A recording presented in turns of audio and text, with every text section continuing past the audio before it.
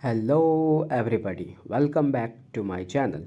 जैसा कि हम सभी पिछले वीडियो में भारत के यवन राज्य के अंतर्गत शक, पहलव और कुषाण के बारे में पढ़े थे, आज हम सभी संगम युग के बारे में पढ़ेंगे। तो स्टार्ट करते हैं। दक्षिण भारत का इतिहास हमें जिस साहित्य से ज्ञात होता है उसे संगम साहित्य कहा जाता है। संगम का अर्थ परिषद अथवा गोष्ठी होता है। कवियों, विद्वानों की परिषद के लिए संगम नाम का प्रयोग सर्वप्रथम 7वीं सदी के प्रारंभ में शैव संत नायनार तिरुनाबुक रसू ने किया। संगम नाम का प्रयोग सबसे पहले किसने किया? तो तिरुनाबुक रसू ने किया।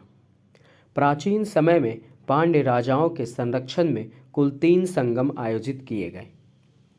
पहली संगम जो थी वो मथुरा में आयोजित की गई और अगस्त की अध्यक्षता में की गई। सेकेंड संगम जो था वो कप्पाटपुरम में की गई और ये भी अगस्त की अध्यक्षता में की गई। थर्ड संगम मथुरा में की गई और ये संगम नक्कीरर की अध्यक्षता में की गई। फर्स्ट कहाँ किया गया? मथुरा में, सेकेंड कपाटपुरम में और तीसरा भी मथुरा में। संगम साहित्य का विभाजन 3 भागों में किया जाता है।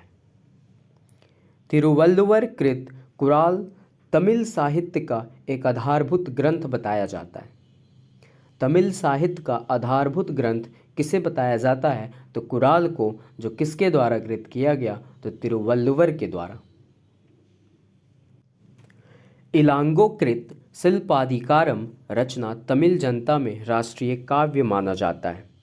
तमिलों के लिए राष्ट्रीय काव्य किसे माना जाता है? तो शिल्पाधिकारम को, जो इलांगो के द्वारा कृत किया गया था। इसमें कावेरीपट्टन के कोवलन, उसकी पत्नी कन्नगी एवं नर्तकी माधवी की प्रेम कहानी है।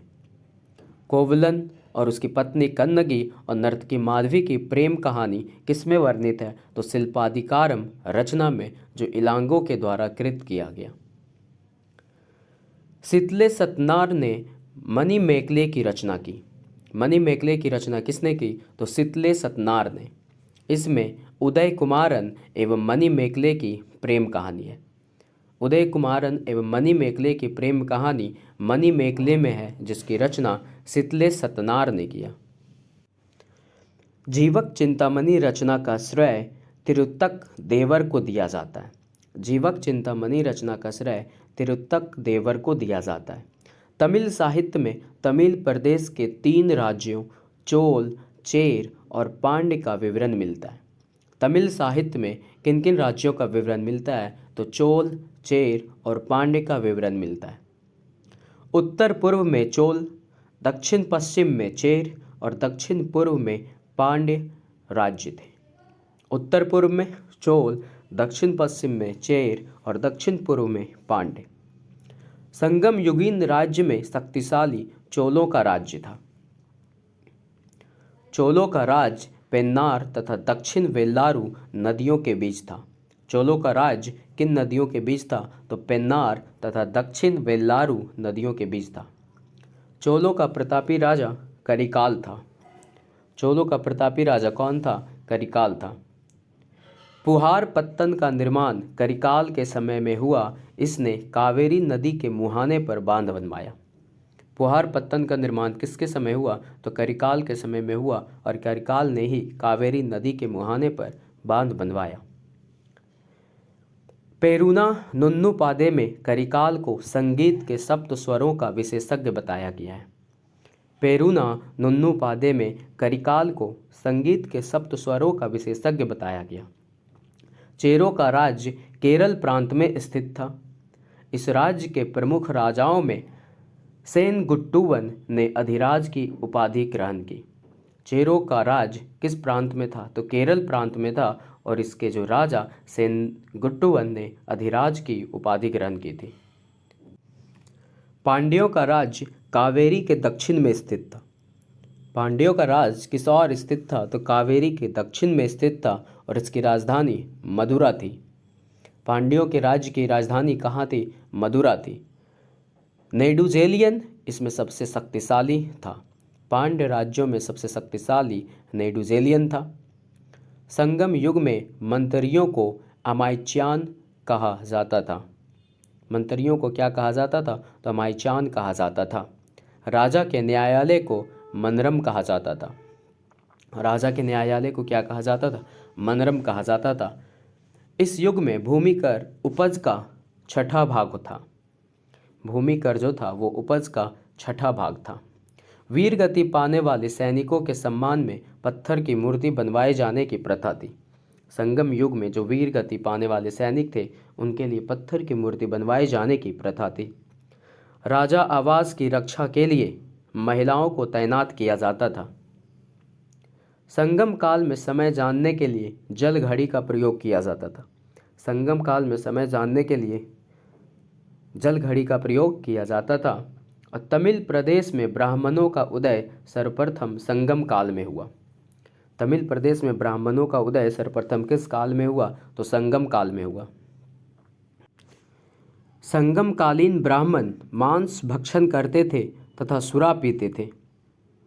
ब्राह्मणों के पश्चात संगम युगीन समाज में वेल्लार वर्ग का स्थान था। ब्राह्मण के बाद इसमें वेल्लार वर्ग का स्थान था और वेल्लार वर्ग का मुख्य पेशा कृषि कर्म था। इनका मुख्य व्यवसाय क्या था? तो कृषि कर्म था। संगम साहित्य में व्यापारी वर्ग को वेनिगर कहा गया है। जो व्यापारी वर्ग थे उनको क्या कहा जाता था? वेनिगर कहा जाता था। और इस काल में चावल मुख्य खाद्यान्न था, जैसे दूध में मिलाकर सांभर बनाया जाता था। संगम काल में चावल मुख्य खाद्यान्न था और इससे सांभर बनाया जाता था। संगम साहित्य में नर्तक, गायकों और नर्तकियों को पानर व विडेलियर कहा गया है। नर्तक, गायक, नर्तकियों को क्या कहा जाता था? तो पानर व विडेलियर कहा जाता था।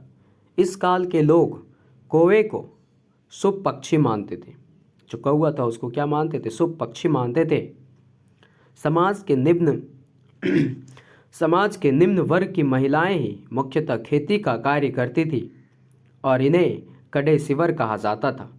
निम्न वर्ग की जो महिलाएं थी जो खेती का कार्य करती थी उन्हें कड़े सिवर कहा जाता था।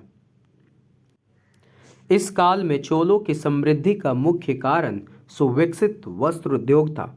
चोल इतने समृद्ध क्यों थे? क्योंकि इनके पास सुविकसित वस्त्र उद्योग था। पांड्य राज्य में कोरकई, सालियूर प्रमुख बंदरगाह थे। पांड्य राज्यों में प्रमुख बंदरगाह कौन से थे? तो कोकई और सालियूर प्रमुख बंदरगाह थे। चेर राज्य में बंदर प्रमुख बंदरगाह था। चेर राज्यों का प्रमुख बंदरगाह क्या था? तो बंदर। कोकई मोती खोजे जाने का प्रमुख पत्तन था। मोती खोजने का प्रमुख पत्तन कौन सा था? तो कोकई। चोल वंश का प्रमुख बंदरगाह अरिकमेडु था। इस बंदरगाह से रोम के साथ व्यापार होता था और 1945 में अरिकमेडु में की खुदाई से विशाल रोमन बस्ती का पता चला है। चोल वंश का प्रमुख बंदरगाह अरिकमेडु था और इस बंदरगाह से रोम के साथ व्यापार होता था और 1945 में यहाँ खुदाई से विशाल रोमन बस्ती का पता चला है।